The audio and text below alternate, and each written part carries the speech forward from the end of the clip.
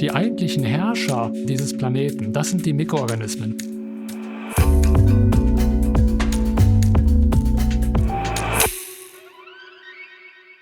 Ja, wir beschäftigen uns mit Mikrobiologie und insbesondere mit der Frage, warum produzieren Mikroorganismen Stoffe, die wir als Menschen als Medikamente oder Therapeutika benutzen?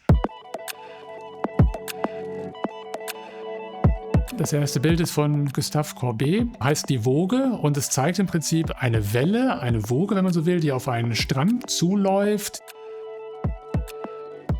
Was mich an diesem Bild besonders fasziniert hat, es zeigt im Prinzip nur Wasser und Steine. Das ist so der Beginn der Welt, als die Mikroorganismen sich entwickelt haben. Das ist die Erde, das Erdzeitalter. Hier ist die Erde entstanden, vor 4,6 Milliarden Jahren. Hier sind wir jetzt. Als die Erde entstanden ist, war sie ein glühender Feuerball. Ab wann war der Feuerball so, dass man überhaupt Wasser auf der Erde hatte? Ungefähr hier. Hier gab es Wasser und hier gab es schon die ersten Bakterien, den ersten universellen Vorfahren von allem Leben auf diesem Planeten. Bakterien gab es praktisch sofort, als die Erde sich abgekühlt hat. Dann passierte 2 Milliarden Jahre lang aber nichts. Das heißt, die Bakterien waren einfach alleine. Von hier bis hier gab es Dino. Also hier entstanden sie und hier kam der Meteorit, dann waren sie leider weg. Ja?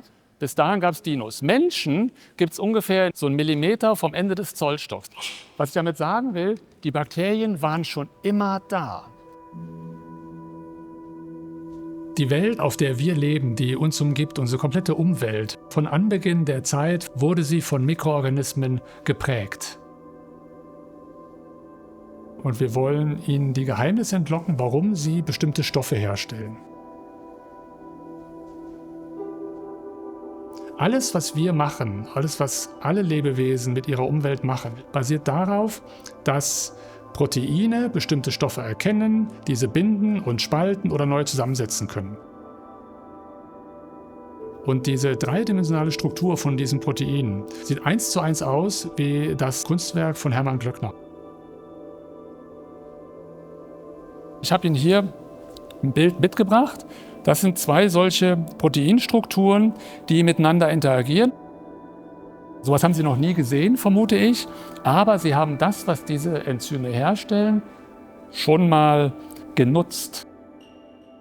Ganz viele von den Wirkstoffen, die Sie nehmen müssen, wenn Sie krank sind, wenn Sie zum Beispiel ein Antibiotikum brauchen, werden von solchen Proteinsystemen, solchen Enzymsystemen hergestellt. Und das ist die eigentliche Arbeit, mit der wir uns in meiner Arbeitsgruppe, in meiner Abteilung beschäftigen. Wir wollen verstehen, warum Mikroorganismen eigentlich solche Stoffe produzieren, die wir als Medikamente einsetzen können.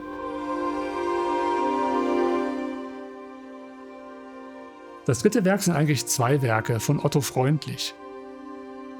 Sie zeigen, man kann aus verschiedenen Elementen 2 ganz unterschiedlich aussehende Skulpturen bauen.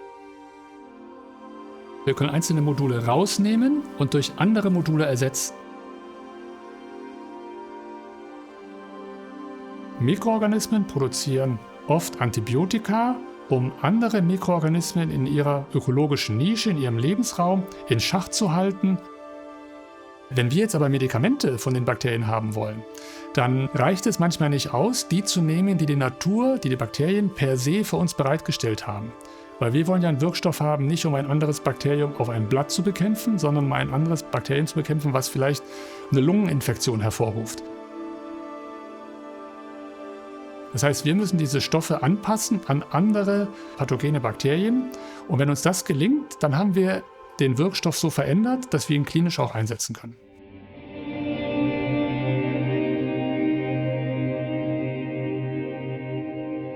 Die Mikroorganismen, das sind die Lebewesen, die diesen Planeten definieren und unser aller Leben beeinflussen. Wir können ihnen also gar nicht aus dem Weg gehen und deswegen müssen wir sie besser verstehen, nicht nur als Pathogene, die böse für uns sind, sondern eben auch als Organismen, die für uns Wirkstoffe produzieren.